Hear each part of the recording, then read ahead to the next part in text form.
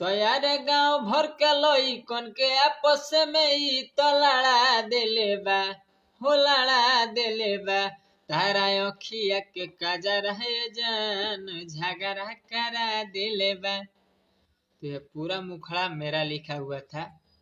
तो यार छोटा बड़ा सबके हो लभ के बीमारी धरा देले बा, हाँ धरा देले बा। तारा अखिया के काजर है जान झगड़ा करा देले बा। ये मेरा खेसारी भैया गाना ये बहुत हमरो अच्छा लागल है, हम सुनबो कनी है।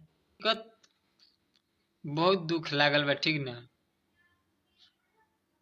खेसारी भैया गौले बड़न था, हमरा खुशी के बात बा कि हमार मेटर और खेसारी भैया गौलन का है कि खेसारी भैया का हम बहुत माने नहीं, उनका कॉमेडी के दीवाना है, उनका गाना के दीवाना है, उनका मूवी के दीवाना है।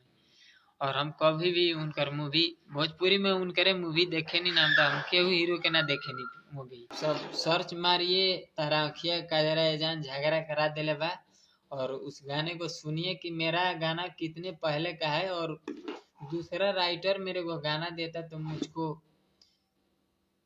ये होता कि हाँ कोई उठा कर दे दिया होगा, पर हम खुद ही मुखड़ा बनाए हैं। और मेरे बड़े भैया खेसारी भैया अभी सुबह में देखें गाना गा दिए हैं।